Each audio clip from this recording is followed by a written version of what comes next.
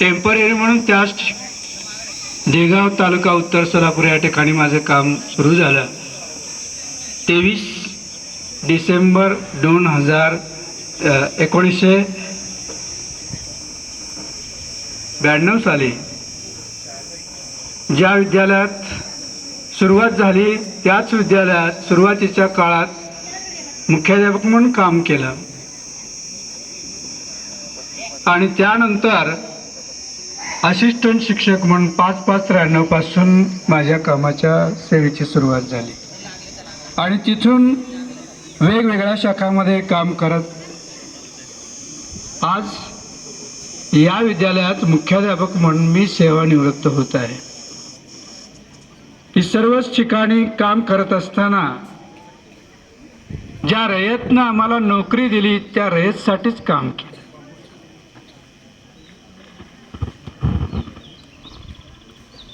प्रामाणिकपणे सेवा केली.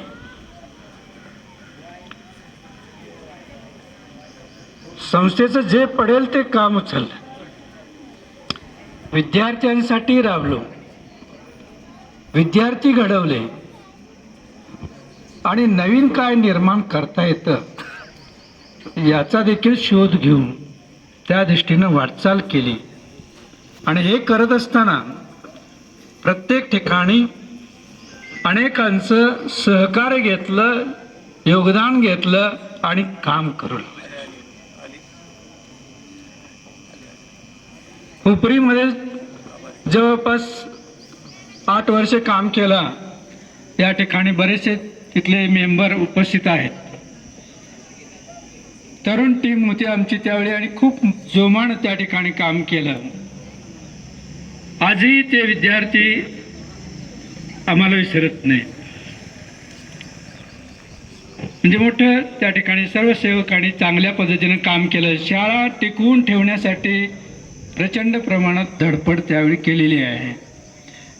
त्यानंतर तिथून पंडित नेहरू विद्यालय कोल्हापूर या ठिकाणी जवळपास 9.5 वर्षे काम केलं पर्यवेक्षक म्हणून.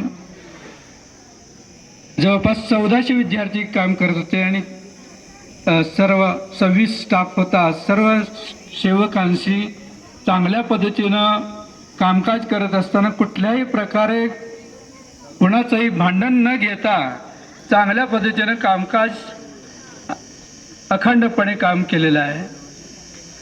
त्या ठिकाणचे सेवक भेटल्यानंतर नक्कीच आठवण काढतात.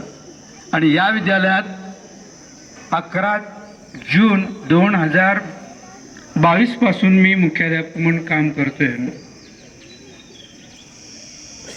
या ठिकाणी आल्यानंतर बामणीकर सरांची ओळख झाली आणि त्यांच्या मदतीनं आणि त्याचबरोबर सर्व सेवक वर्ग आणि ज्यांची खंबीर साथ आम्हाला लाभली ते सर्व स्कूल कमिटीचे सदस्य माननीय भागवंडाना पाटील, सावंता चंद्रमाळी आणि मोहन शिरदवाडे हे सर्वजण शाळा हे एकच काम विचारात घेऊन आमच्या पाठीशी राहिले.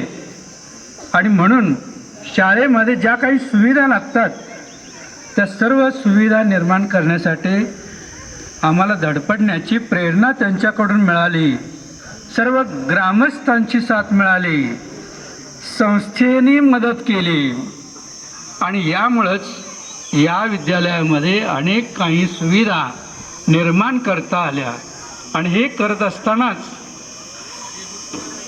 बामणेकर सरांची आणि सर्व स्टाफची मोलाची साथ मिळाली.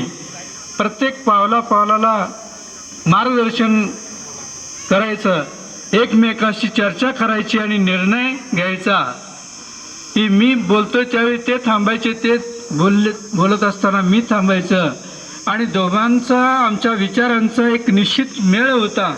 आणि म्हणूनच या ठिकाणी आम्हाला चांगल्या पद्धतीनं विकासाचं काम या ठिकाणी करता आलं.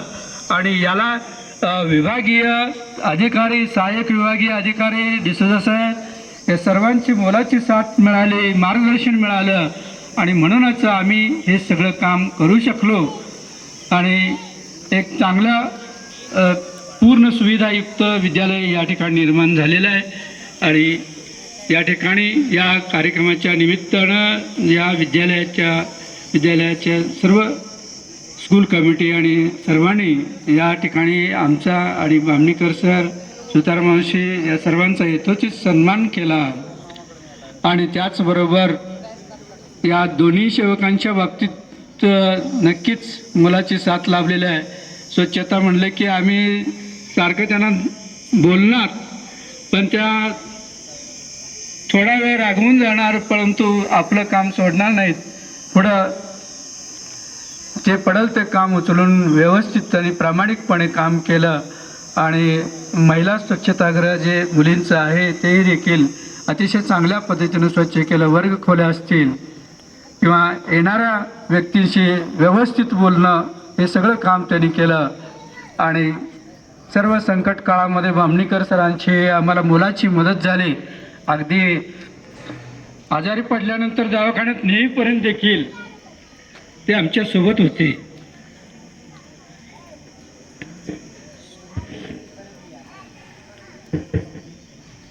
तर अशा सर्वांचे या ठिकाणी मी आभार मानतो आणि माझं मनोगत थांबवतो. आणि त्याचबरोबर या सर्वांसाठी आमच्या कुटुंबातील सर्व सदस्यांनी साथ दिली